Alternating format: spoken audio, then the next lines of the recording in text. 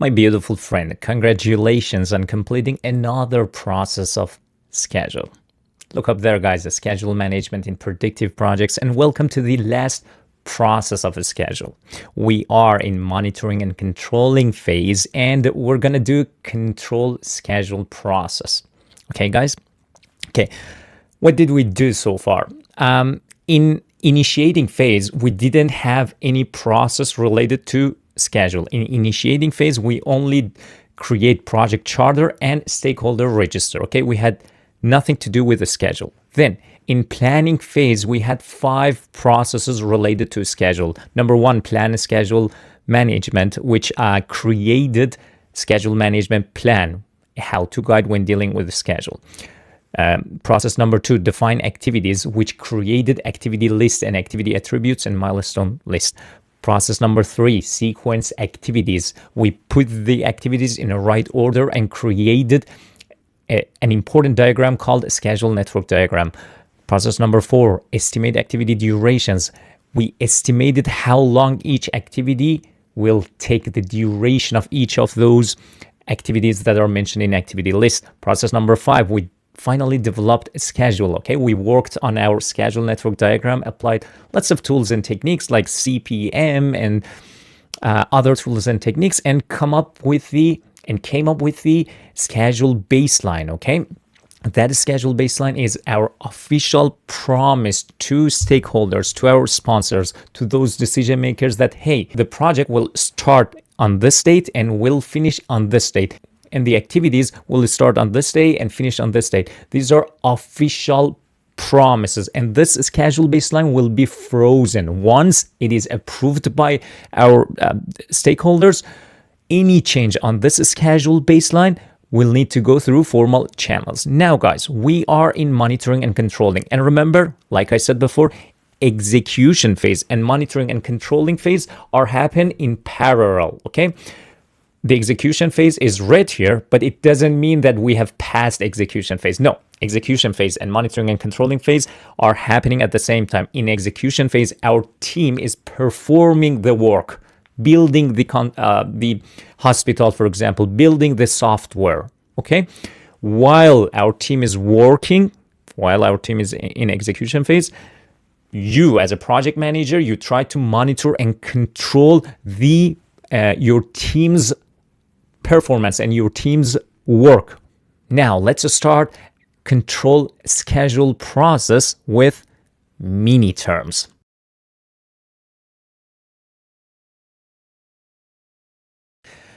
All right. Look up there, guys. The schedule management in predictive projects. What phase? Monitoring and controlling. What process? Control the schedule. And here we are. We have our mini goal. What's the goal of this process? What do we do exactly in this process? Guys, we will track actual start and finish dates and compare performance against the approved schedule baseline. We will detect delays, trends, and deviations, update our forecasts using tools like earned value management or trend analysis, and finally create a document called the schedule forecast, and we will update some other documents. Guys, let's elaborate with a short example. For example, in our schedule baseline, we have an activity called install drywall, okay? And the finish date of that activity is mentioned like June 5th. Okay, now on June 2nd, okay, your team goes, or you or your project coordinator goes and creates a status report. Okay, it analyzes the performance of your team, and there is a status report, and that status report shows that the only 40% of that activity is completed. But based on schedule baseline, okay, 60% should be completed by June 2nd. Okay, we have planned dates and we have actual date. Actual data shows that only 40% is completed instead of 60% on June 2nd. Okay, now you realize progress is slipping before the deadline. Okay, what do? You need to take corrective action, guys. You need to approve, for example, weekend overtime to catch up. What's the result? The result is that activity, drywall installation, will still finish on June 5th. Okay, the schedule that was slipping, by taking corrective action, you put the schedule on track again. This is what exactly we do in control schedule process. To do this, to do control schedule process, we use some inputs like schedule baseline, schedule data, project schedule, project calendar. These were all outputs of the previous process, guys, okay? Develop schedule process. And also scope baseline, schedule management plan, EEF, OPA, and work performance data are other inputs of this process. But to analyze, interpret, and transform these information to insights, we apply some tools, techniques, models, and methods. What are those tools and techniques? Variance analysis, earned value management, very, very important, guys. Earned value management, trend analysis, reserve analysis, resource optimization, schedule compression techniques. Okay, we had all of them before except earned value management. We're gonna have lots of fun with earned value management now. As a result of reviewing inputs, different documents, and then applying tools and techniques, we will create two documents. Schedule forecast is one of the outputs. Work performance information, which is a typical output of all control processes. For example, control scope process creates a document called WPI. Control cost will create a document called WPI. These are just one document, guys, okay? Has different columns. And now in this process, we will, for example, fill out the columns that are related to the schedule. So schedule forecast, WPI, and change requests and updating other documents are outputs of this process. Awesome. Now it is time to start our mini lessons. So let's get them done. All right. Let's start our mini lessons of control schedule process. And as always with inputs. So the first batch of inputs of control schedule process are some sub documents of project management plan, guys, like schedule management plan, like a schedule baseline, scope baseline.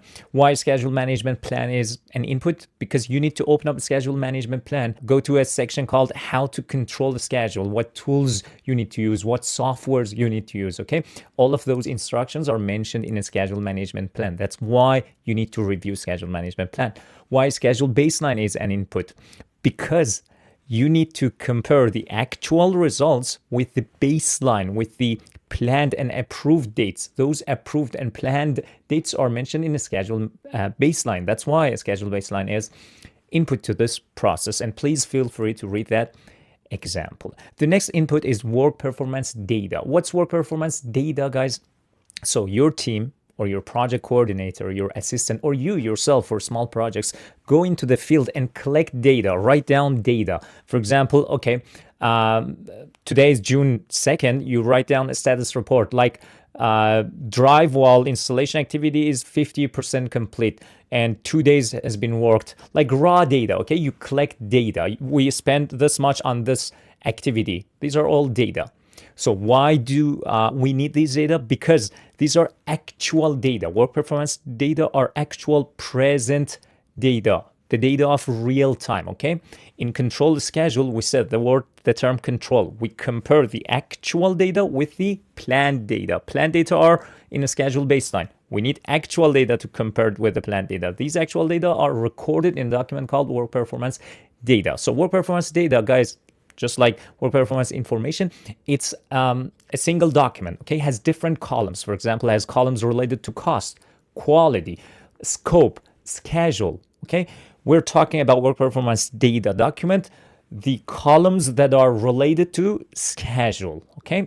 Those information that we collect about schedule, about project schedule, and we need those information, those real data to compare it with the schedule baseline. And the last input could be OPA, guys. What are OPAs? Those checklists, templates, historical data, those lessons learned register from previous projects. These are all internal documents that help you, that gives you an insight to run your project. For example, lessons learned registers from previous projects, okay? You can open up lessons learned register of previous hospital project and you can check, okay, what did previous project manager do? What were the corrective actions when, for example, a drive wall activity is experiencing in schedule a slippage, when there is a deviation in that activity? What actions, what corrective actions did PM take? These are mentioned in OPA, lessons learned register. That's how OPA could help us as an input in this process. Awesome. Now let's continue our mini lessons with tools and techniques of control schedule Let's get it done.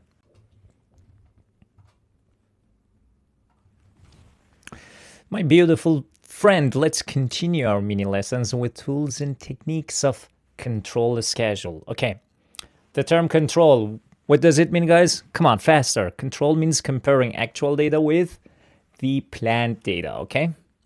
The first tool and technique is variance analysis. We had it in control the scope process, remember? We compared actual work that is being done with the planned work. Now, we apply variance analysis in control the schedule. We compare the actual schedule data with planned schedule data. So variance analysis is simply comparing what you planned to do versus what you actually did and asking why there is a difference. Guys, for example, with this example, I'm going to explain how variance analysis works. So I want your full attention, okay? Imagine you planned 3 activities, okay?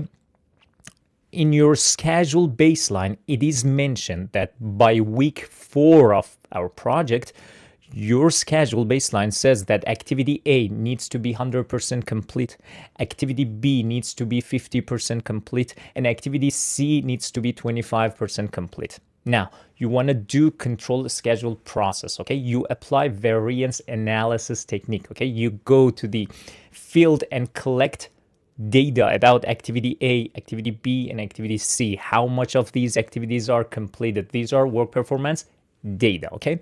Now, when you check progress, when you collect data, you see that activity A is really 100% complete. Cool. Activity B is 20% complete. Activity C is 0% complete, like it hasn't been started yet. Okay, this is where variance analysis comes in and we apply. Okay, we just compare the completion percentage of these activities. Okay, we spot deviations and variances. For example, we spot that there is no deviation for activity A. It is cool, everything is good for activity A. But for activity B, we are slow, our team is slow. So we go to the bottom of that problem and we say, okay, we ask our team, hey, that crew that are working on activity B, why are you behind your schedule, guys? Okay, we take corrective actions. Activity C, we get in touch with the crew that were responsible for activity C and we say, hey, why haven't you guys started activity C? What's the reason? Let's solve the problem. Okay, these are the things we do with variance analysis. So guys, to wrap it up, we need variance analysis for 3 reasons. Reason number 1, to see if we are ahead or behind the schedule. If actual work done is greater than planned work done, we are ahead of schedule. The term ahead of schedule means we are good, we are in safe side, okay? If actual work done is less than planned work done, it means we are behind the schedule. No, no, no, no. It is a very bad sign, guys. You need to take action as a project manager when you are behind the schedule, when you're over budget. In control cost process, you're going to see the term over budget or under budget. Here, we learned about ahead of a schedule, behind a schedule. Ahead of schedule means everything is good. We are fast. Our team is fast, building fast. Behind the schedule means our team is slow. For example, activity B should be 50% complete, but it is only 20% complete. So the actual work done, 20%, is less than planned work done, which is 50%. So we are behind schedule. This is a bad sign. Same thing goes for activity C. But activity A, actual work done equals to planned work done. It means we are on schedule. So 3 terms. Ahead of schedule, very good. On schedule, still good. Everything is going as planned. But behind the schedule, no, no, no, no. It is bad, okay? The second reason that we use variance analysis is to find root causes, guys, okay? When we analyze these data, when we do the comparison, then in a meeting, we gather everyone who are responsible for those activities and we ask, hey, for example, why is activity B only 20% complete instead of 50%? Is that because of supplier delayed bricks? Is that because we have less number of labor? Is that because of the bad weather? We go to the bottom of the reason. We find the reason why the reason is important. One, we're going to prevent same thing from happening in the future. And number two, we're going to take corrective actions. We need to know the reason to have a good corrective action, guys, okay? Third reason that we use variance analysis is to decide corrective action. Guys, I do have a question from you. If we are behind schedule, what can a team do? What can you do as a project manager? We are behind a schedule, okay? We need to be faster. What can you do? Please say schedule compression techniques, guys. You can do fast tracking. You can do crashing. Okay, fast tracking, crashing. These two techniques decrease and reduce duration of our project. I know it adds cost. The crashing adds cost. The fast tracking, which makes the activities to be done in parallel, increases the quality risk. But these are the methods you can use to recover the lost time. Okay, so if you're behind the schedule, you as a project manager, you always need to know that you can do fast tracking, crashing, or resequence the work. By resequencing, I mean you can do some activities in parallel, like overlap some activities to save some time here, to reduce the project duration. These are 3 steps or actions, corrective actions, actually, you can take if you're behind the schedule. If you're ahead of a schedule, just gather your team and dance, guys, because you're good.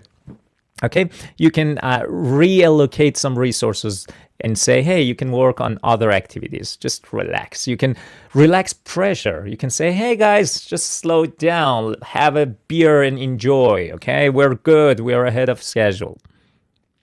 Okay, you can do whatever you want because you are ahead of schedule. You're doing wonderful. And guys, please remember, while you are performing a tool and technique called variance analysis, keep in mind one of the most important principles, project management principles. Enable change, guys, or change enablement. What does this mean? It means that you as a project manager and your team needs to be prepared for different scenarios, okay? You shouldn't lock and freeze everything. No. While you're taking, let's say your schedule is behind, okay, you need to take corrective actions. When you take corrective actions, you need to change some documents, some plans, okay? So you're enabling change. Your project, your plan, your environment in a way that it allows a change to happen, okay? So always remember that your team's culture, your project's environment should be in a way that it allows the change to happen, because changes are inevitable. You need them, guys. Awesome. Now, please be ready for one of the most interesting topics, interesting tools and techniques that you're going to see both in schedule and cost, which is called earned value management. Stay tuned.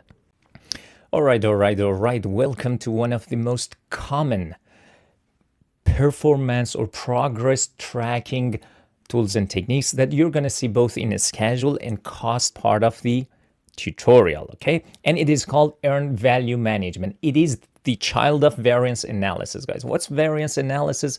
We learned about that, and we know variance analysis compares current performance with the planned one and tells us if we are on a schedule or behind a schedule or ahead of schedule. And if we are behind a schedule, we take some creative actions like fast tracking, resequencing, crashing, and etc. Now, earned value management, okay, as the name tells us, it cares about the value.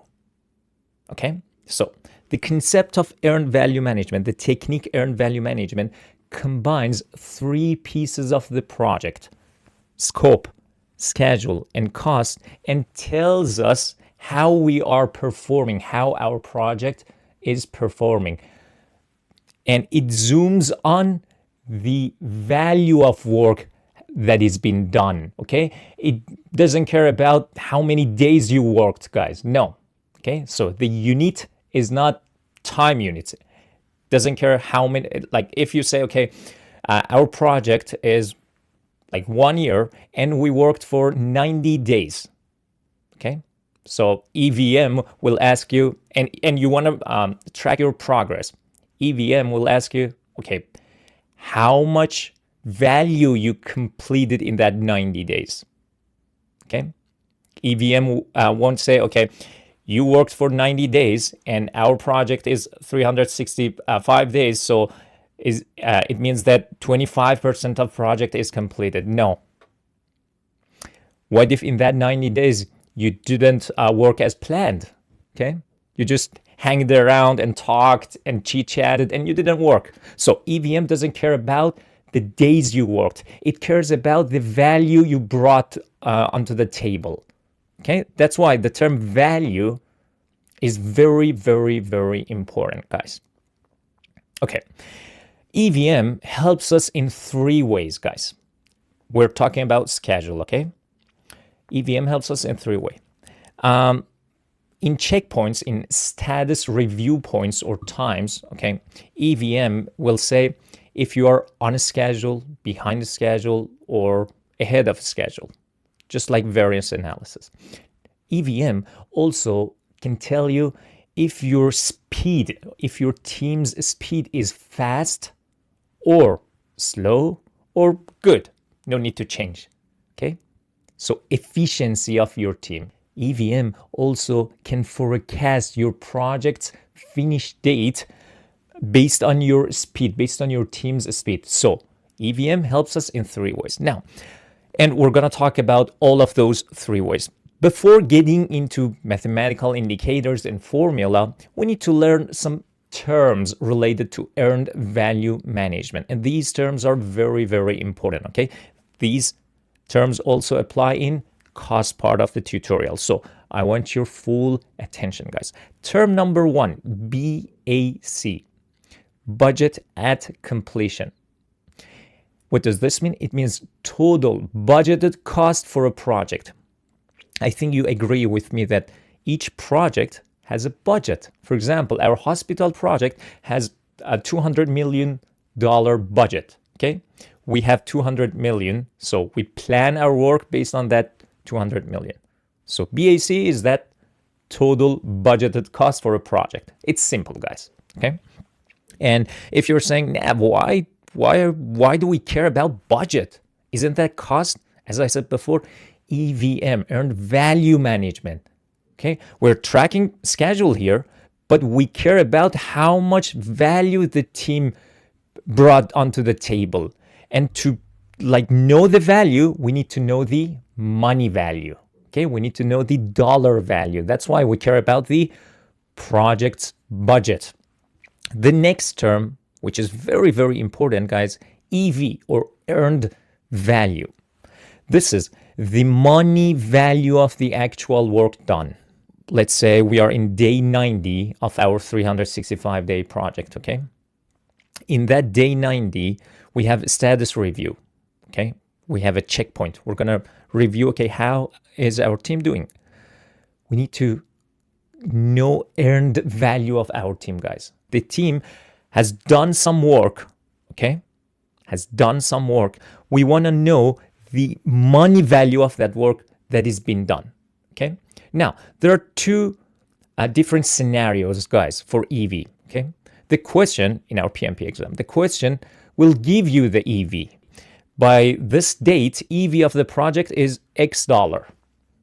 Or second scenario, the question will give you budget at completion, the total budget of the project, and the portion of work you actually completed by today, the percentage of work that you've completed by today. Then we calculate EV by BAC or BAC, not BAC, BAC, budget at completion, multiplied or times by actual percentage completed. For example, guys, by March 30th, team completed 20% of the total work and total project budget is 180 million. So EV would be how much? We have the budget is 180 million times 20% equals to $36 million. What does this mean, guys? It means the completed work of our team worth $36 million. Okay, the value of the completed work is 36 million. Earned value. Okay, we don't care about the time spent. We care about the value completed by our team. The next term is planned value, guys, PV. The money value of the planned work. Remember schedule baseline? We said in that schedule baseline, we promised some dates, some completion percentages to our stakeholders, to our sponsor. We have planned thing, we have actual thing, guys. Okay, earned value is talking about the actual value. Planned value is talking about planned value. Okay, and same thing goes for planned value. We will have two scenarios in our PMP question. The question will give it to you. It will say, okay, by this day, PV is X dollar. Or the question will give you BAC, budget at completion, and the portion of work you should have done by today. You should have done, okay? The earned value was the portion of work actually completed by today. PV is talking about portion of work that you should have done by today. We planned to do it by today, okay? So PV equals BAC times planned percentage. For example, guys, by March 30th, team should have done 25% of the total work, and total budget is 180 million. So PV is 45 million. So what does this mean? It means by March 30th, team should have completed 45 million worth of work, guys. Okay, but they completed only 36 million worth of or value of work. I think it is getting digestible now. Once we get into schedule variance, SPI, and forecast, it'll get better. Okay, just stay tuned. If you haven't grasped all of it, that's fine, guys. Okay. From this slide, from this mini lessons, I want you to know three terms, guys. BAC, budget at completion, budget of our project. Earned value, okay? The money value of the actual work done. PV, or planned value, the money value of the planned work. And we know how to calculate these two. Awesome. Now, let's continue our EVM technique with a mathematical indicator called schedule variance, guys. All right. Let's continue our earned value management. But before getting into details of this slide, let's show our example, guys. Let's say we have a project that starts on January 1st and ends on December 31st. So 1 year project. And guys, we're going to have 3 status checkpoints. Okay. What's status checkpoints? It means at that time of 1 year project, we check and see, okay, how is our team performing? Are we behind the schedule? Are we ahead of schedule? Okay. We track the performance. We track the progress because we are in monitoring and controlling phase, guys. Look up there. We need to control the schedule. What's controlling? Controlling means comparing the actual performance with the planned one. Okay. So to do that, we need some status checkpoints. And let's see, for the sake of our example, we will have 3 status checkpoints. One in March 30th, one in June 30th, and one in September 30th. So every 3 months, we're going to check our progress and see if we're good or no. Guys, in this slide, we're going to talk about schedule variance, SV. It's a mathematical indicator, okay? It equals to EV minus PV. What's EV? Earned value. What's PV? Planned value. And as you can see, for each status checkpoints, we will have our earned value and planned value. Earned value means what? The dollar value of work that is actually completed. Planned value is the dollar value of work that should have been completed by that day. Okay? So, guys, schedule variance means at each status checkpoints, March 30th, June 30th, and September 30th, okay, at each status checkpoints during the project, SV tells you, are we behind the schedule, on a schedule, or ahead of a schedule? It is simple, like mathematical formula, EV minus PV. Let's elaborate with an example. Let's work on our like master example, guys. Let's zoom on to status checkpoint 1. Okay, let's apply our formula, EV minus PV. What's EV in the status checkpoint 1? 36 million. Minus, what's PV? 45 million. Equals to minus 9 million. Guys, whenever SV is below 0, less than 0, it means you are behind schedule. It means you have planned more than you have actually accomplished. So SV less than 0 is bad. We are behind the schedule, which is happening in the status checkpoint 1. So we check our progress in March 30th and we see these EV and PV, and the PM should take some actions, guys, because we are behind the schedule. If we continue performing like this, we won't meet our due date, the project's finish date, because we're performing bad. We are behind the schedule. We need to take corrective action. So guys, what exactly that minus 9 million mean? It means you planned 45 million worth of work, okay, but only completed 36 million worth of work. You completed 9 million less worth of work. Let's go to status checkpoint number 2. Apply our formula, EV minus PV. EV is 90 million, PV is 90 million. They are equal. And our SV equals 0. What does this mean? It means you're exactly on a schedule, guys. Okay? So work accomplished matches what we planned. We are good. Our team performed as exactly as planned. Okay? So SV equals 0. It means you planned 90 million worth of work and you completed actually 90 million worth of work. Let's go to status checkpoint number 3. Apply our formula. Our EV is 142 million. Our PV is 120 million. Equals to positive 22 million. Okay? So our SV is greater than 0. What does this mean, guys? It means you're ahead of schedule. Okay? You completed more work than planned, which is awesome. Okay? It means you planned 120 million worth of work by that date, by status check by September 30th, and you completed actually 142 million worth of work. You're ahead of a schedule. Guys, wrap it up. SV less than 0, bad. We are behind the schedule. SV equals to 0, we are on a schedule. SV greater than 0, very good. We are ahead of the schedule, okay? When SV is less than 0, take some corrective action. Awesome. Now, sorry, what? Mini question? Sure, buddy. Let's get it done. Your wish is my command, and here is your mini question. Let's get it done together. You are a project manager overseeing a digital transformation project midway through execution.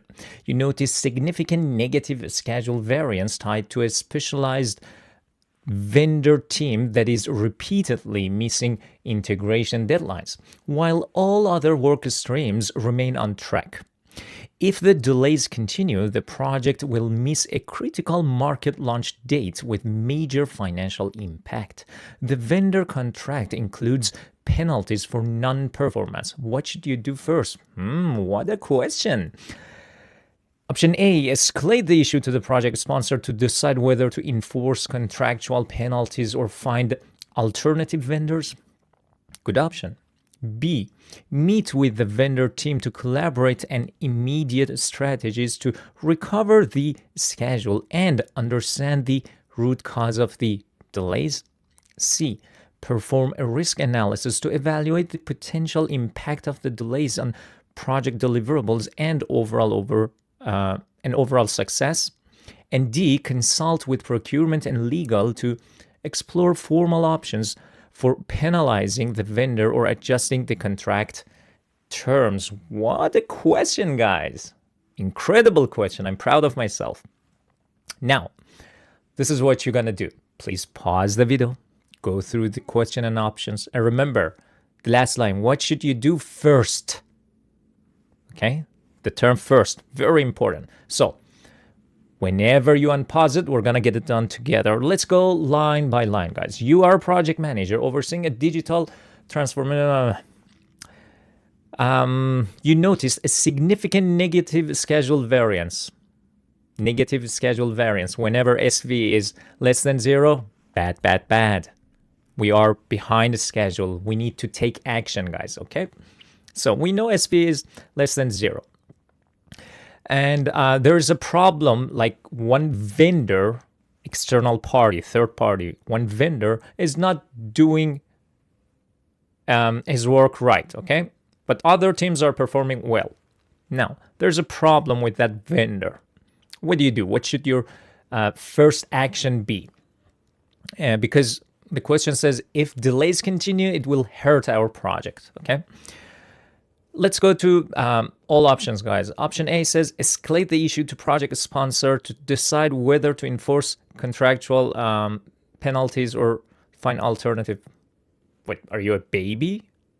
Guys, we never escalate. We only escalate problems, matters that tie to the existence of our project. Okay, if super major, very big financial problem or schedule problem happens, okay, then you gotta escalate to the sponsor. But these are just common normal problems that you should deal with. Okay, so you're not baby, you shouldn't escalate. Okay, escalating is premature. We are matured project manager. We don't act prematurely. So I think you agree with me. A is incorrect.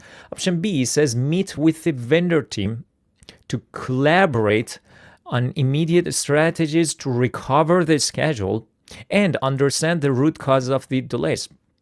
Good option. We will consider. Is there a problem with this option? Let's see.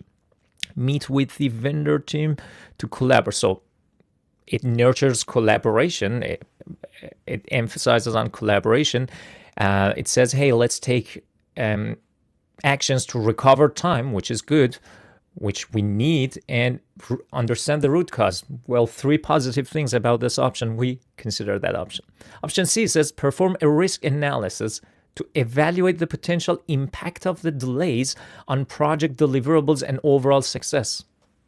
Good option, guys. Okay, there's a problem in our project. The problem is our vendor is delaying, not performing well. So we analyze the risk of this non-performance, bad performance on our project. Good. Option D says consult with procurement, and by good I mean we will consider option C, okay? Option D says consult with procurement and legal to explore formal options to option D says, hey, you know what? Screw vendor, just let's apply some penalties and they will perform well. Guys, always consider MIAT, okay? Whenever you face a problem in your project, in real life projects and in your PMP exams, whenever there's a problem in any piece of project, any those 9+1 pieces, apply MIAT. Meet with that person, okay, or that group. Identify the problem. MIAT. M for meet, I for identify. Identify the problem. Understand the problem. Okay, what's the problem? Let's zoom in. Let's dig in. What's the problem? MIAT. A for analyzing. Okay, analyze the impact of that problem on your project. Okay, this is very important. And then when you have all of these data, when you met with that person or group, when you understood the problem, and when you have data for the impact of this problem, now you can take action. T for take action. Okay, MIAT. Let's apply MIAT here. If we apply MIAT here, option B would be the correct option. Guys, option B says, hey, meet with the vendor, MIAT, meet with the vendor to collaborate and meet with the vendor to collaborate on immediate strategies to recover the schedule and understand the root cause. Okay, so option B have M part, okay, meet with the vendor, has I part, understanding root cause of the problem, understanding the problem, have T part, take action. Okay, it says, hey, let's take some actions to recover time. Okay, now option C, perform a risk analysis. Option C has A part of the MEOT. Analyze the impact, okay? And look at the last line. What should you do first? First action is meeting with that person, okay? Then identifying the problem and then analyzing the impact. Option C was a good option, but we do it after option B, after we met with that person or group, after we understood the problem, then we perform a risk analysis. Okay, what's the impact of this problem on our project? That's why option C was very, very good and tricky option, guys, okay? And option A, I said, don't be a baby. You're not baby project manager. Option D, consult with procurement. Guys, we shouldn't be that hard, okay? Consulting procurement is premature without first attempting corrective measures directly with the vendor. Maybe there's a problem with vendor that you can help with, and you don't want to fight with your team, guys, because vendors are also part of your team. They are doing some part of your project, okay? You need to work with them for our project's duration. So if you fight, the relationship will be very bad. You need to keep your relationship smoothly, guys, okay? Take it easy, okay? Don't take like very aggressive actions. So that's why option D is incorrect. Let's go through the description for option B. Direct engagement helps uncover root causes and may reveal solutions the team can implement immediately. Collaboration. Option B has a very strong term, collaboration. Whenever you see the term collaboration, stop there. That might be the right option, guys, okay? Collaboration aligns with project management best practices. Resolve issues at the lowest level first, okay? You take care of problem at the lowest level. Do not go to sponsor or a procurement team or legal team of your company. It maintains the working relationship while focusing on corrective actions before escalation. Option B included so many good things, 3 positive things, okay? And it helps to maintain the relationship. Relationship is very important between different team members, guys. And option B allows the project manager to gather facts before considering penalties or formal risk actions. And we talked about why other options were incorrect, but you can pause the video and feel free to go through the description. Awesome. Now it is time to go to the second mathematical indicator of earned value management to control schedule. Let's get it done, guys. All right, let's continue our earned value management with SPI, or Schedule Performance Index. Okay, we're going to use same example, guys. Okay, our project starts in Jan 1st, ends in December 31st. We're going to have 3 status checkpoints and same EV and PV values. What's the Schedule Performance Index, guys, or SPI? The formula is EV over PV, or EV divided by PV. So SPI shows us that at each status checkpoint, okay, during the project, SPI will tell you the efficiency of your schedule performance. What do we mean by efficiency? We mean that SPI answers this question: are we completing work slower, same, or faster than the plan?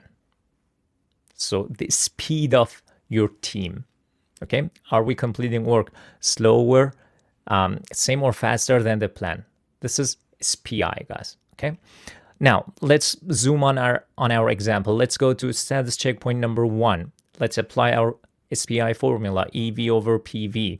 The SPI will be 0.8, okay? So SPI is less than 1. What does this mean? It means you are behind schedule, guys, okay?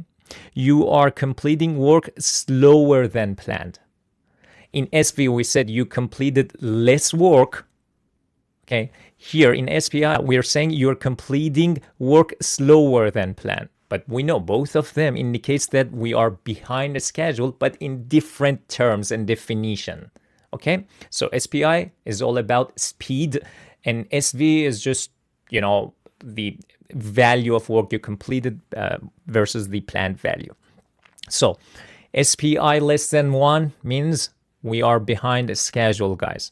So here SPI equals to 0.8 means for every $1 of planned work, you only completed 80 cents worth of work. Okay, this is how we interpret SPI equals to 0.8. Now, let's go to status checkpoint number 2. Let's apply our formula. SPI will equal to 1. Okay, SPI equal to 1 means you are exactly on a schedule.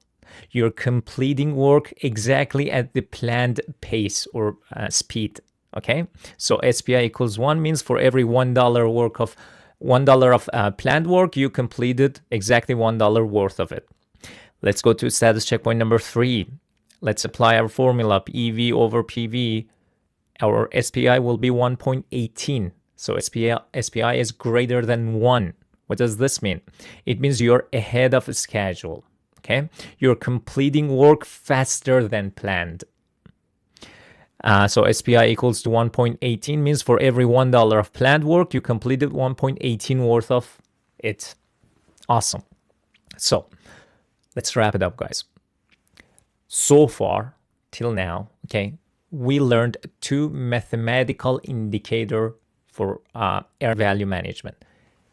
SV, schedule variance, which equals to EV minus PV, and SPI, schedule performance index, EV over PV. Okay, SPI is all about speed.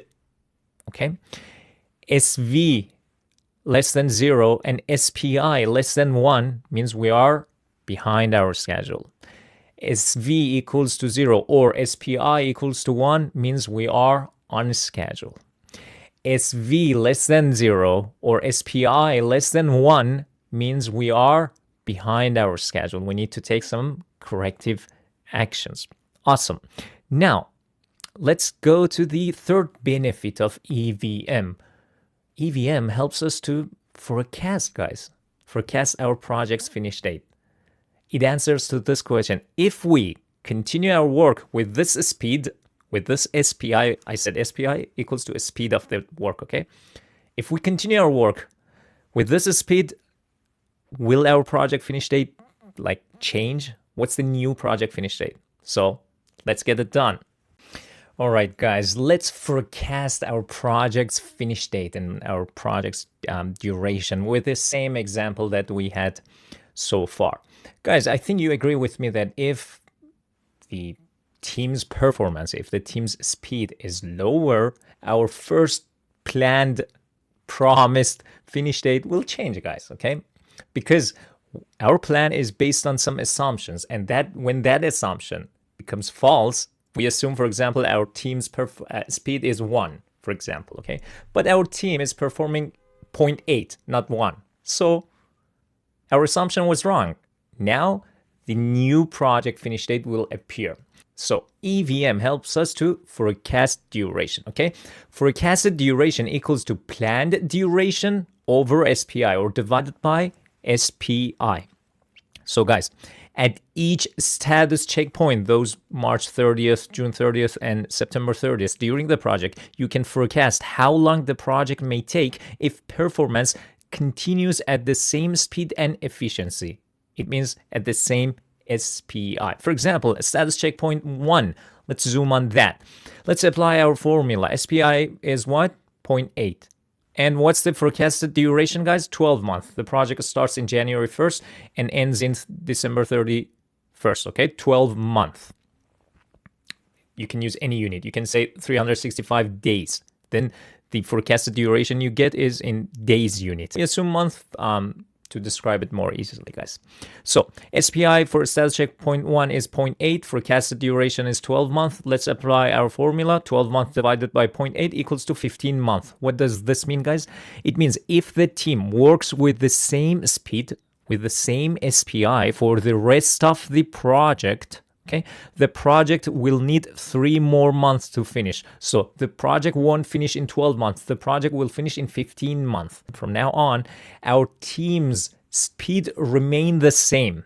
Okay, our team's speed won't increase. We are assuming it will stay 0.8. Okay, so team work with the same speed for the rest of the project. Our new project's finish date will be 15 months. Let's go to status checkpoint number 2. SPI equals 1. Forecasted duration is 12 months. Divided by 1, 12. So what does this mean? It means if the team works with the same speed, which is SPI equals to 1, the project will exactly finish on our planned date, which is 12 months. Let's go to status checkpoint number 3. SPI equals to 1.18. Okay? The forecasted duration is 12 months. Divided by 1.18, it'll be 10 months. Okay? What does this mean, guys? If the team work with the same speed for the rest of the project will finish 2 months earlier. This is how EVM helps us to forecast our duration. Guys, EVM had 3 benefits. Number 1, SV. It showed us if we are behind the schedule, ahead of schedule, or on a schedule. Number 2, SPI. It showed the speed of our team. Are we slower than the plan? Do we have same pace as the plan, or are we faster than the plan? Number 3, third benefits, it helps us to forecast the durations. And remember, guys, on your PMP exam, you might get, it's not definite, you might get mathematical questions. You know the formula, you know the concepts, you don't need the formula. You know the concept right now, okay? But if you want to memorize the formula, feel free, okay? It makes things easier. Or you may get conceptual questions. That SV less than 0, SPI less than 1, both of them indicates that our schedule is behind. These are conceptual. They will play around with SPI number, SV number, and will tell you, okay, how's our project? Are we on a schedule, behind a schedule, ahead of schedule? So you need to be prepared for both conceptual and mathematical. We explain conceptual question, mathematical question with the examples. And of course, in practice test section of this process, you're going to see some more practice tests. Awesome. Now we're done with EVM. Let's continue our tools and techniques of control schedule. All right, guys, look up there, schedule management in predictive projects, monitoring and controlling phase, and the process of control schedule. So our team, or you as a project manager, is controlling schedule, is comparing the actual performance with the planned performance. And one of the tools, I mean, we covered earned value management, which was a very interesting tool, but the other tool could be trend analysis. We had trend analysis before. What's trend analysis, guys? In simple terms, we look at the past performance, okay?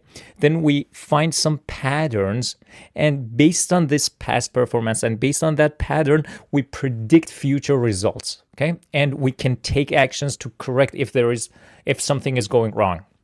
So we look at the data, past data, and we predict future. This is called trend analysis. So the term trend itself means, guys, pattern or direction over time, okay? Trend analysis means like plotting schedule data. So we're going to have y-axis.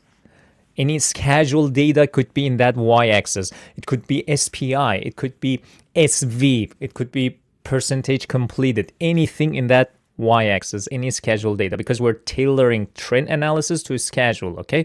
Trend analysis could be used in the scope part of the project, cost part of the project, risk part of the project, any part of the projects, any piece of the project could use trend analysis. We are tailoring the concept of trend analysis to a schedule. So the y-axis of trend analysis could be any schedule data.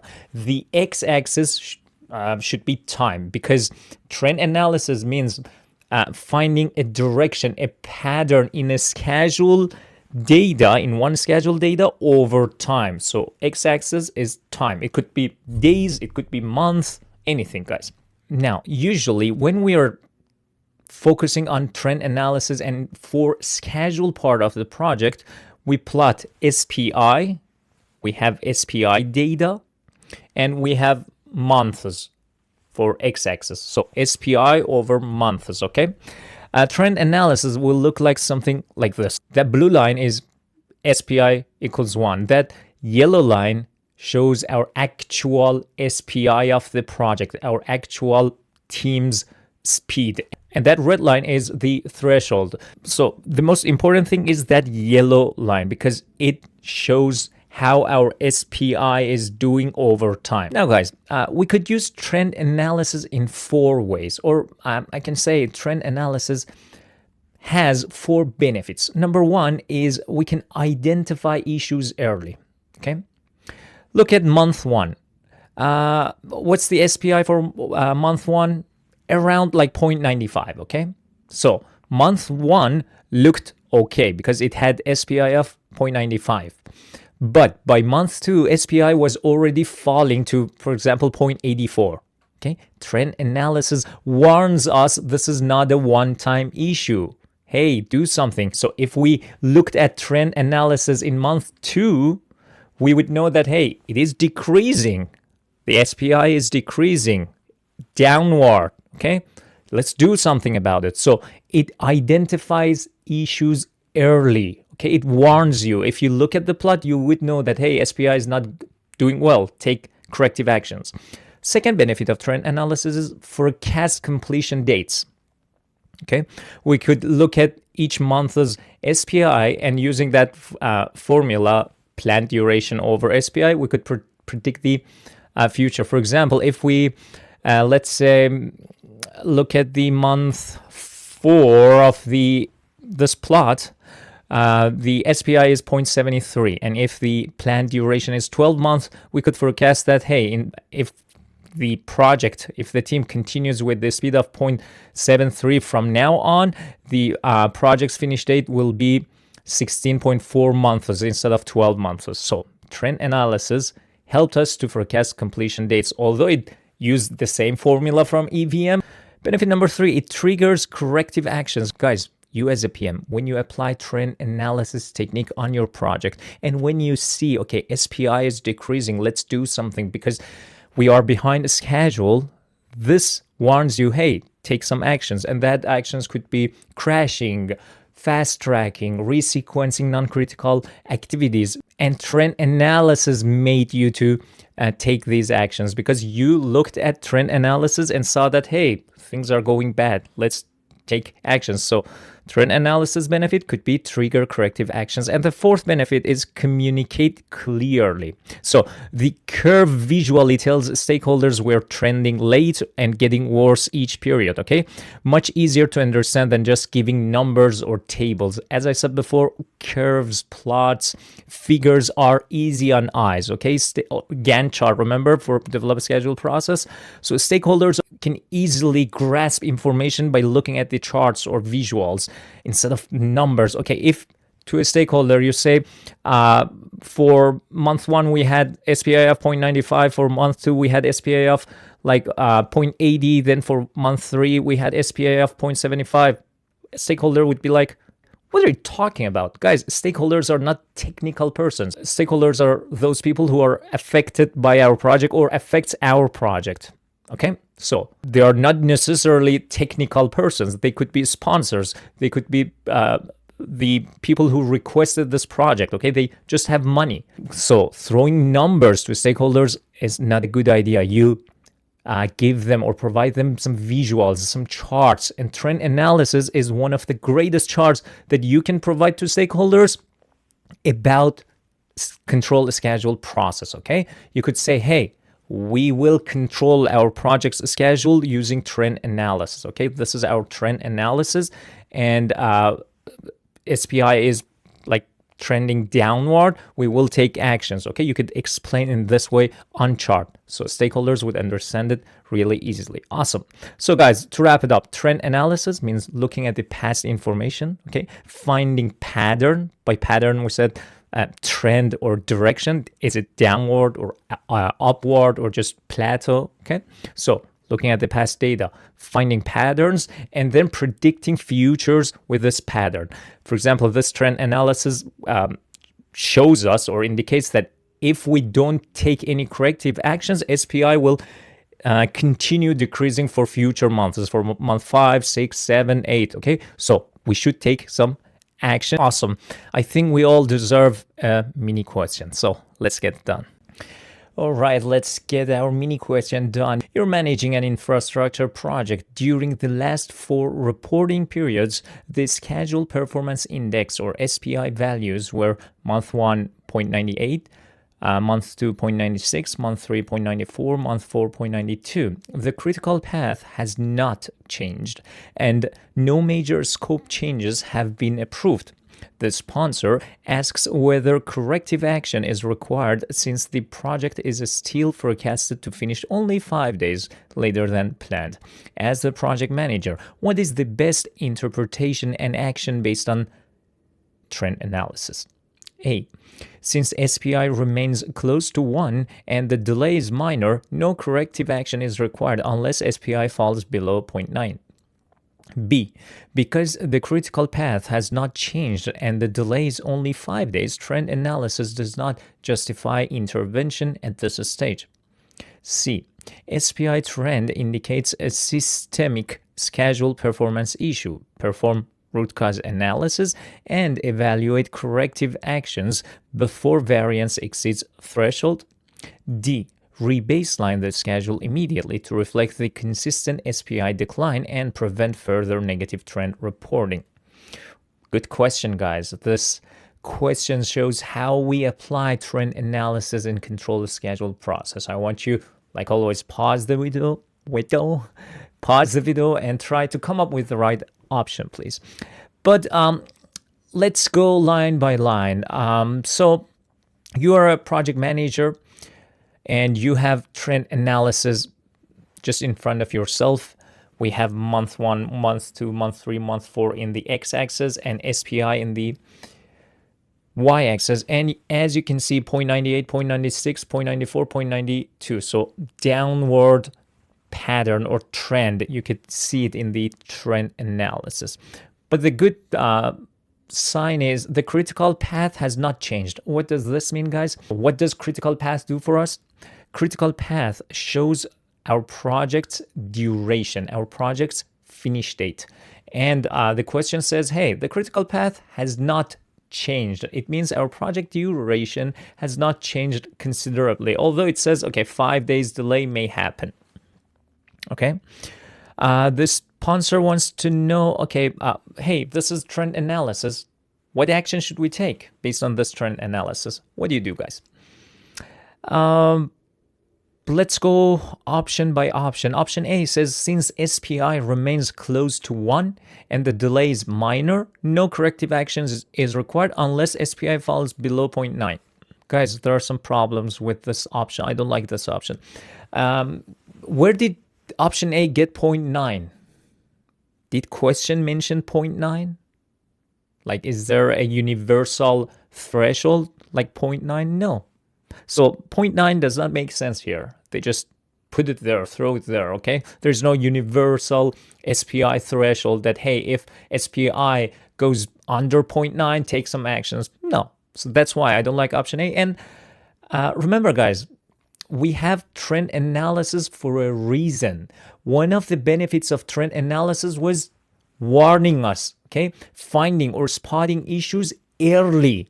When you see the trend is downward, it means if we don't take any actions, it will continue downward. It will continue decreasing.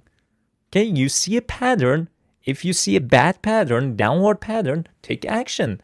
That's why trend analysis exists. So it warns you early, hey, this is the trend. This is the downward direction. Don't you want to do anything about it?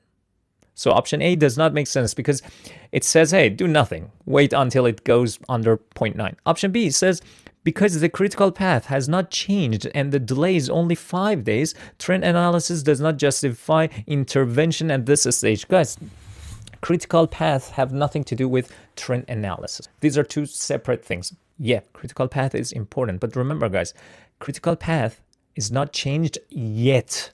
Okay?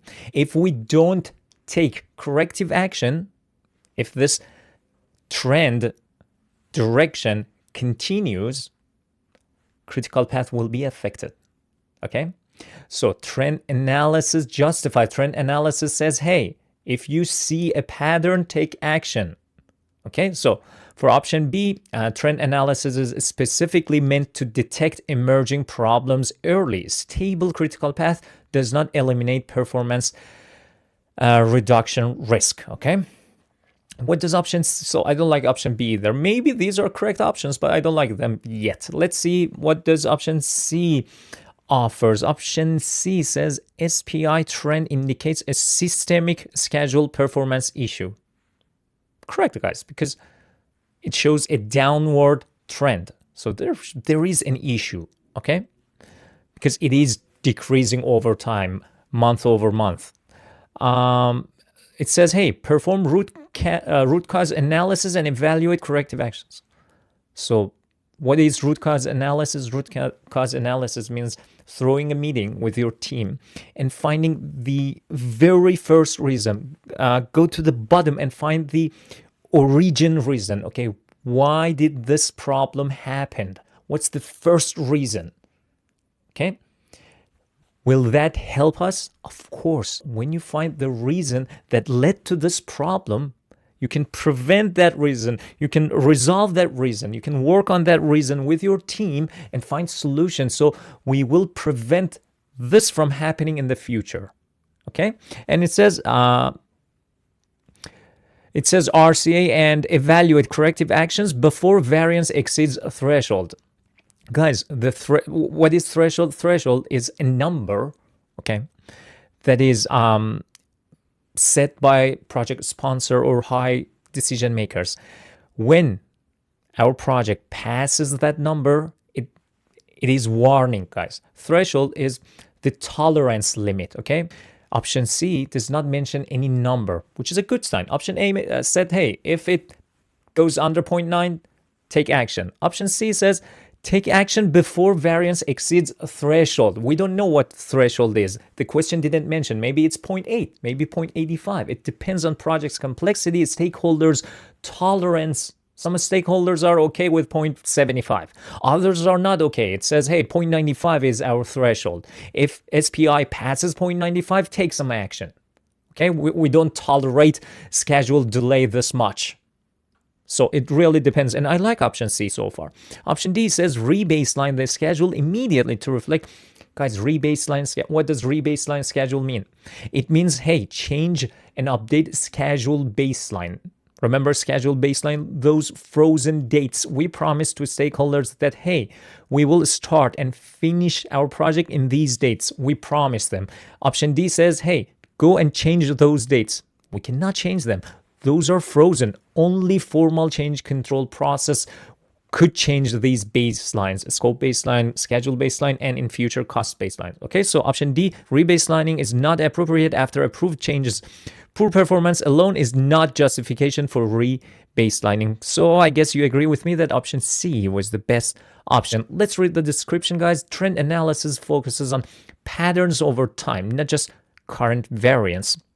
SPI shows a consistent downward trend, 0.98 to 0.92, indicating reducing performance. Even if variance is within tolerance now, proactive analysis and corrective or preventive action are aligned with control schedule best practices.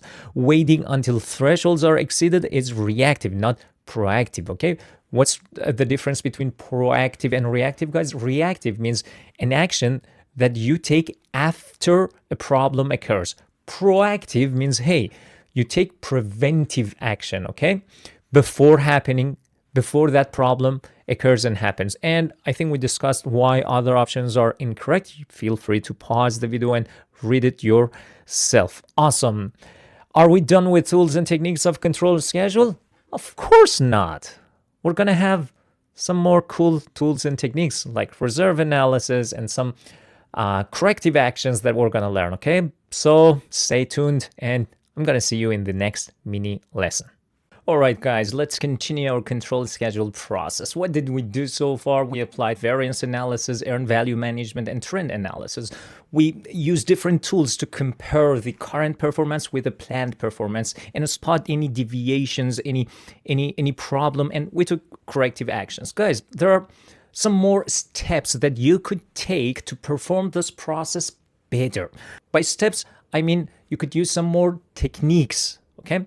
Number one is reserve analysis. Guys, remember in previous processes, especially in develop schedule or estimate duration process, we said we add some buffers to duration of each activity. For example, if an activity takes 5 days, we add 2 days as buffer. So if for any reason that activity instead of 5 days it took 7 days, we will still be in a safe side because our project finish date considered these buffers. That buffer, that contingency buffer, absorbs the delay, okay? And we know that that buffers could be applied in activity level, like for each activity we add, for example, 1 day, 2 day, or 3 day buffer, or any days, depending on type of activity and risks associated with that activity. Or like CCM, critical chain method, we could apply buffer to all of activities like at once. We say, okay, for all of the project, we add 1 month buffer, okay?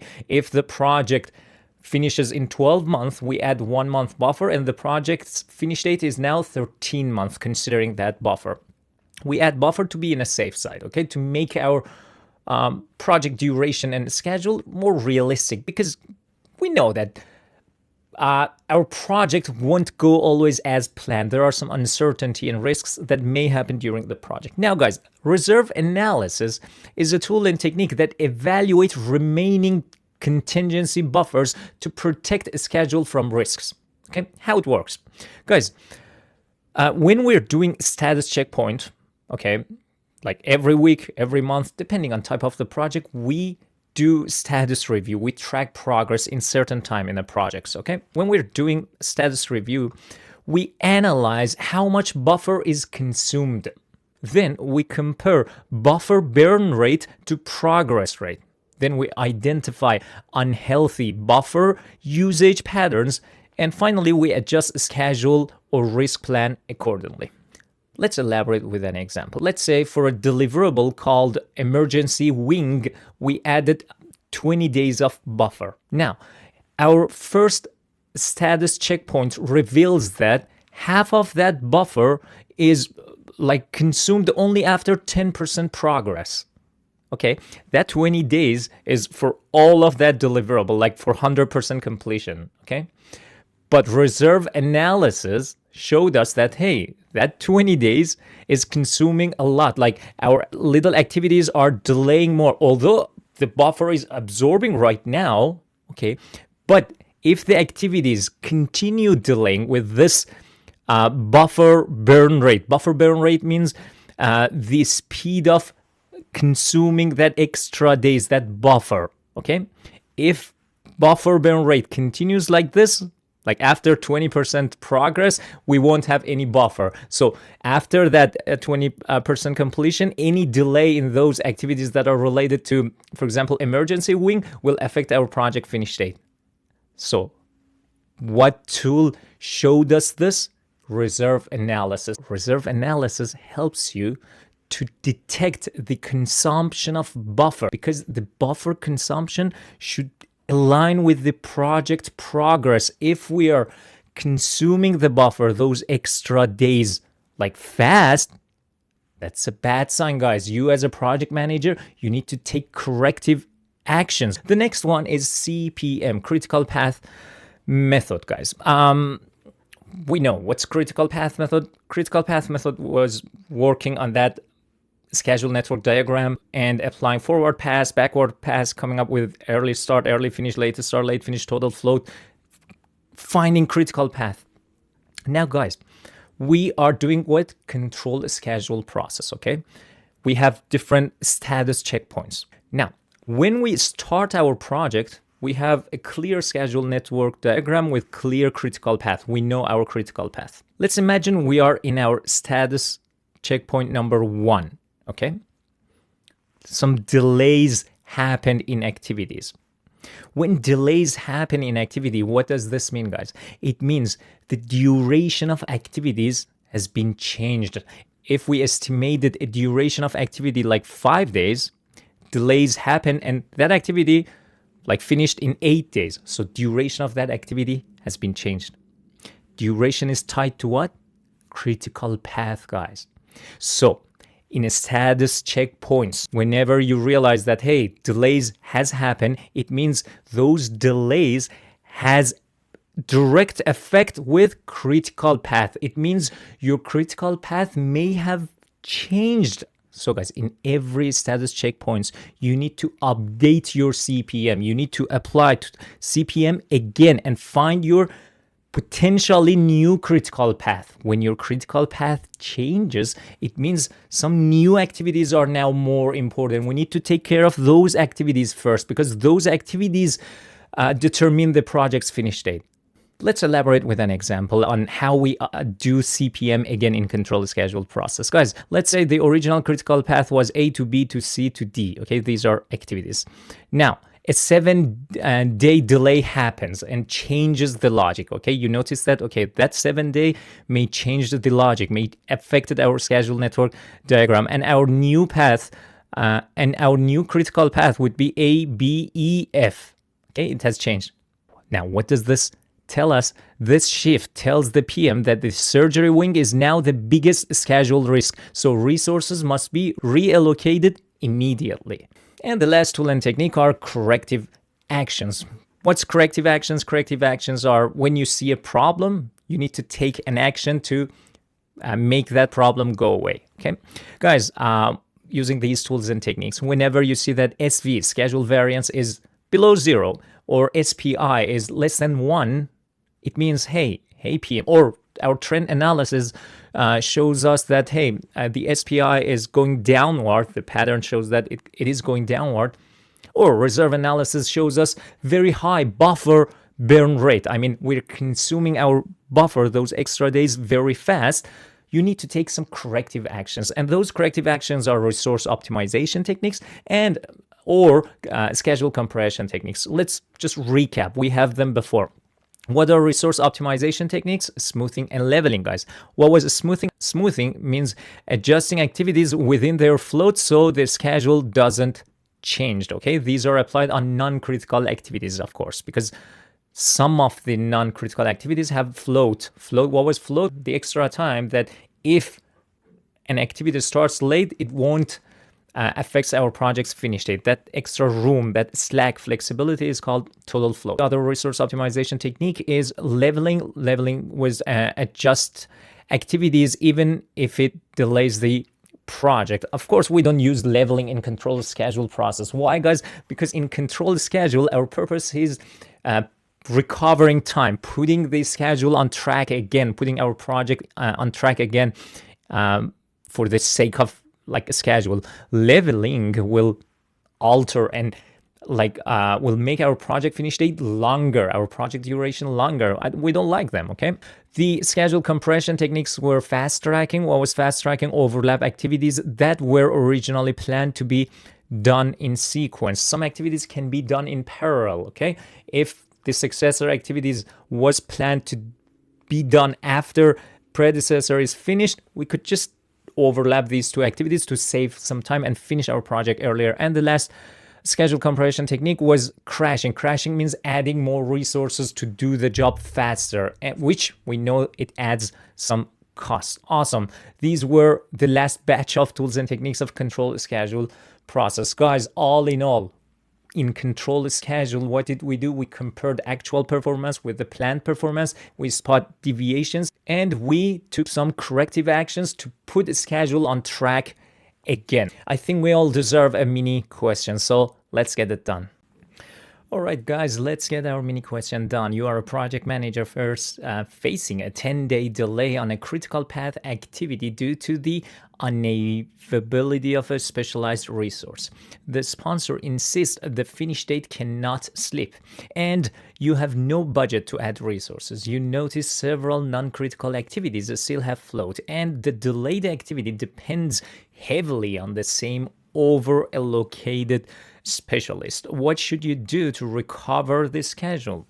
Option A, apply resource leveling to resolve the over-allocation, even if it extends the finish date. B, apply resource smoothing by shifting non-critical work within flow to free up the specialist. C, crash the delayed activity by assigning additional resources to accelerate it. And D, fast track by running the delayed activity in parallel with its successor. Good question.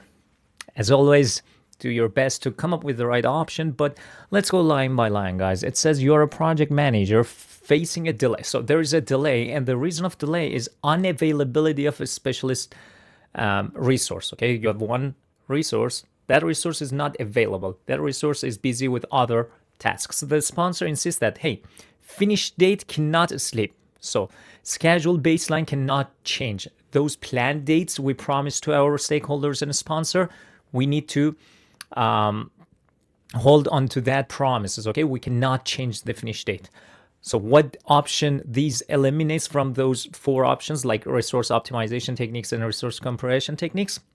I think you agree with me that resource leveling is eliminated, because resource leveling sequence activities, like change activities order in a way that free up resources, but it may do what? It may make the project's duration longer. It will add duration to our project, which our sponsor does not like. So we eliminate option A here. It says, okay, the sponsor insists finish date cannot sleep. You have no budget to add resources. This statement eliminates another option. What, guys? Come on, faster. Crashing. What was crashing? Adding resources. When we add resources, it increases what? Cost. Thank you very much. So we eliminate option C. Now it is either between B and D. Let's continue, guys. You notice several non-critical activities still have float, and the delayed activity depends heavily on the same over-allocated specialist. There you go, guys. You have float in non-critical activities. You could play around. You could start that non-critical activity later because that activity has float. This rings a bell of what technique? Resource smoothing. And thank you very much. Option B is the correct option. Let's go through the description. Guys, smoothing adjusts activities within float, keeping the finish date unchanged, which our sponsor wants that, and cost unchanged. We don't have budget, so it meets both of the criteria and requests. It frees up the specialized resource without violating constraints. So I think we all agree that it is the best option. We said why A is incorrect, because leveling may extend the project finish date, which we don't like. Option C, crashing at cost, which we don't like. Option D, fast tracking increases risk and may not be feasible given dependency constraints. Guys, whenever there is resource issue, resource over allocation, or resource double booking, and whenever you see or hear the term float, go with the smoothing, okay? Do not doubt about it. Awesome. Now we're done with tools and techniques of control the schedule, and guess what? Let's see, like, after all of these efforts, after reviewing inputs, applying too many tools and techniques, what outputs does control the schedule have? So stay tuned for the next mini lesson.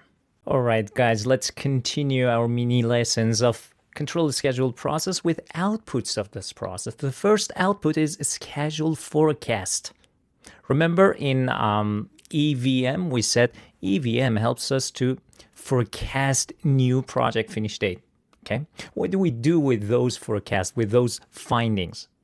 We record them in a document called schedule forecast. Okay, for example, in our project management software, we record these findings, the new forecast. So schedule forecast is a forecast table that includes forecasted completion dates for project and major deliverables. Let's elaborate with an example. Let's say our status check on May 15th shows that the SPI is 0.85. Now, we forecast our project's finish date. Forecast says ICU interior deliverable, which was the baseline finish, the planned finish date was June 30th for this deliverable, will now likely be ready by July 10th. Okay? What do we do with this finding? These forecasts are recorded in a schedule forecast table in the PMIS. What's PMIS? It's our project management software. Okay? Now, this table is then shared with the PMO and a sponsor and those key decision makers in weekly status reviews.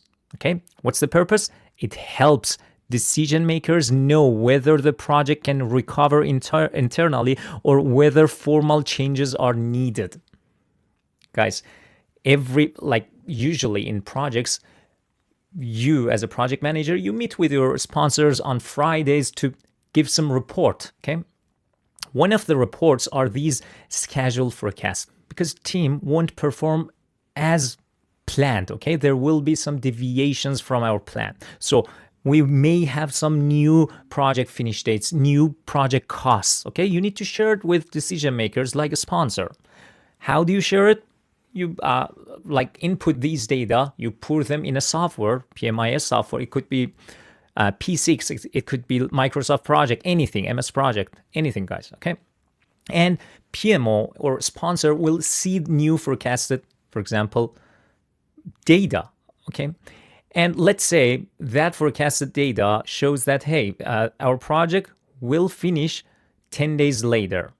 But also it is mentioned that if we do crashing or if we do smoothing, we will recover this lost time. Okay, then PMO and a sponsor says to you, hey, you know what? Do crashing. I'm okay with the extra cost. Like I will add it to our project's budget. Or do fast tracking. Or do, for example, the smoothing. Play with the float. Okay, let's not change schedule baseline. If we could recover that time internally means we use these techniques, resource smoothing, crashing, fast tracking, to resequencing to recover the lost time. Okay, so all in all, scheduled forecasts are new forecasts based on the team's performance that we provide to our decision makers, and then they will decide to if they could recover the time internally or a change request is needed. Let's say the new forecast shows that the schedule delay is high, like our project is experiencing 1 month delay. This is a lot. And your findings as a project manager shows that the sequencing, shows that the fast tracking or crashing or resource smoothing won't recover this time. What should you do, guys? You should what? You should raise a change request. What does this mean? It means you request that, hey, CCB, hey, change control board, okay? These problems happened and our project is experiencing a delay. Fast tracking, crashing, smoothing, leveling cannot recover this lost time. Okay, we have to rebaseline. What does rebaseline means? It means we need to change those promised schedule finish and end dates. Okay, because we cannot hold to that promise anymore. Conditions have changed. Okay, we need to rebaseline. We need to come up with new dates, new milestones. Okay, this is rebaselining. And you do like impact analysis. What's the impact of this request on cost, on scope, on quality, on risk? And you provide all of these findings, all of these assessment to change control board. And if change control board approves the request, you start updating schedule baseline. Or if cost is also affected, you update cost baseline. If the scope is also affected, you update the scope baseline and all other documents that are affected. Okay, let's elaborate with an example. Let's say our HVAC installation will take 10 extra days, guys. Okay, PM analyzes options and there is no way to recover with internal adjustments. Okay, now what should PM do? A change request is submitted to extend the project completion baseline by 10 days. If approved, the schedule baseline is updated to reflect the new end date. So change request is another output of control schedule process, guys. And guys, we know ripple effect in our project. Any change in one piece of project, for example, a schedule, affect cost also. So you may update cost baseline, affect scope. You may update scope baseline, affect risk. You may update risk register, affect quality, affect resources. So whenever there is a change request, take care of all of the affected pieces of the project, not just a schedule. And the last output of control the schedule process is WPI, work performance information, guys. What's work performance information? Work performance information is a document, is a table in any format you like that analyze those raw data. What was the raw data for control schedule? For example, EV is a raw data, PV is a raw data, percentage of completion is a raw data, start date, finish date, these are all raw data. Now we analyze these raw data and these raw data are now insights. These are called work performance information. For example, we have EV and PV, we calculate SV and SPI, and we know if our project is behind schedule or like ahead of schedule. These are findings. These are work performance information, okay? We share these findings, these information, these insights with our sponsor for decision-making purposes.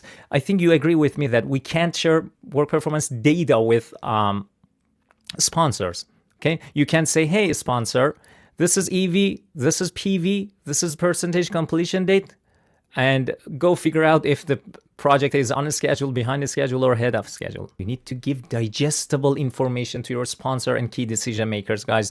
Sponsors and key decision makers are not necessarily technical people. They want digestible information. They want insight, okay? You work on those work performance data, those raw data you collect from field, and turn them into insight, digestible information. Like, hey, based on these data, our project is on schedule, or based on these data, our project is, for example, behind the schedule. Now we will apply fast tracking. See, this is the difference between WPD and WPI, and WPI is one of the outputs of a control schedule process. Awesome. These were outputs of control schedule process, and I think it is time for a mini question. So let's get it done. Let's get to our mini question. You're project manager in the middle of project execution when a major supplier announces a 2-week delay in delivering key components. Several downstream activities depend on this delivery, okay? Some stakeholders immediately demand that you submit a change request to extend the schedule, while others insist the team should simply work faster to absorb the delay. No one agrees on the real magnitude of the impact. Before taking any formal action, what should you do first? A, submit a change request right away to so the schedule can be updated before the delay worsens. B, ask stakeholders for their preferred recovery option and update the schedule according to their input. C, work with the team to perform detailed impact analysis to know how the delay affects the critical path and project objectives. And D, compress the affected activities through fast tracking or crashing to prevent any schedule slip. Good question, guys. Good question.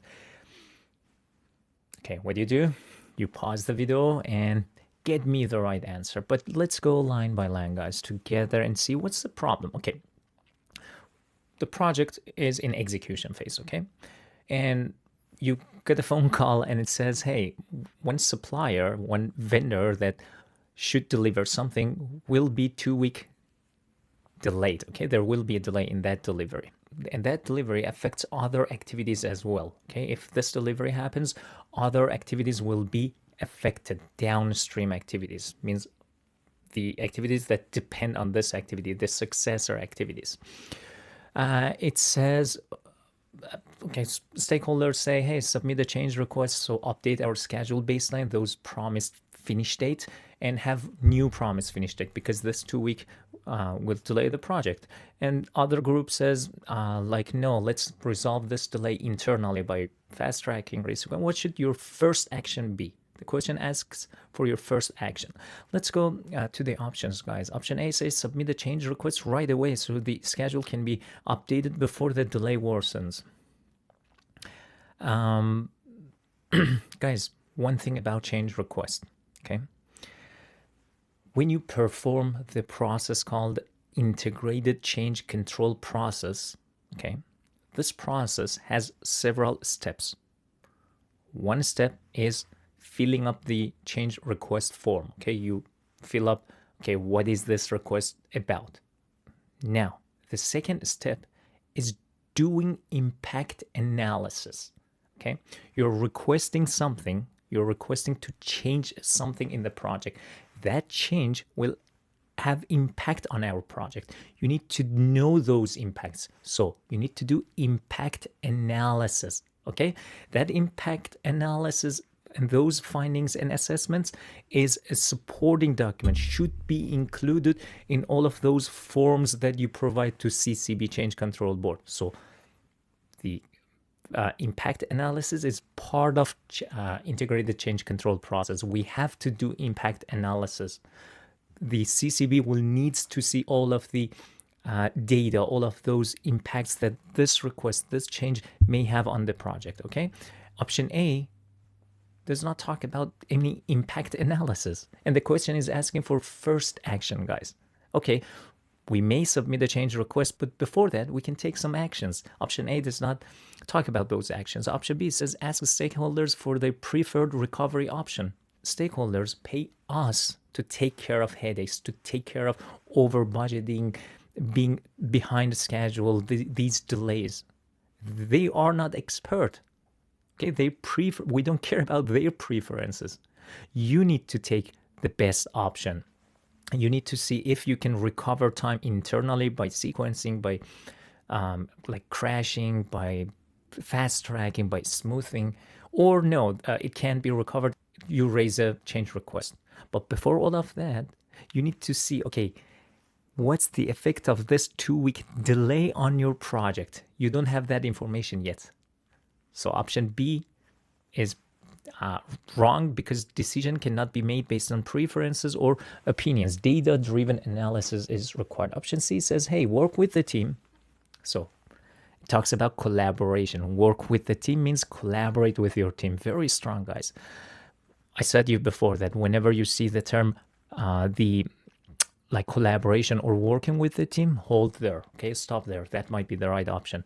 So work with the team to perform detailed impact analysis. There you go.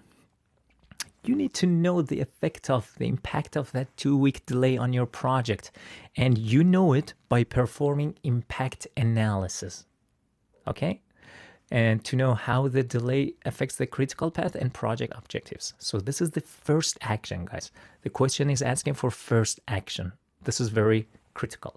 Option D says compress the affected. Option C is looking for like time recovery techniques. We may do that. We may do option D. We may do option A. Okay. But before option A and D, we need to know the impact of delay. This is our first action, guys. So option D, compression, is a corrective action and not the first step, okay? Applying it without understanding the impact may waste budget, increase risk, or be unnecessary. So option C is the correct option. Let's go through the description. PMBOK requires impact analysis before submitting a change request. The PM must first work with the team, collaborate with the team to analyze effects on critical path, on float, milestones, dependencies, on cost, risk, quality of the project, every aspect of the project. Only after understanding the impact can the PM proceed with the integrated change control process. It's not like, let's raise a change request and CCB decides. CCB decides based on information. You need to provide those information, and those information are result of doing impact analysis. Awesome. Sorry, what? You still have some unresolved concerns about control schedule process? No worries, my friend. That's why we have mini FAQs. So let's get them done.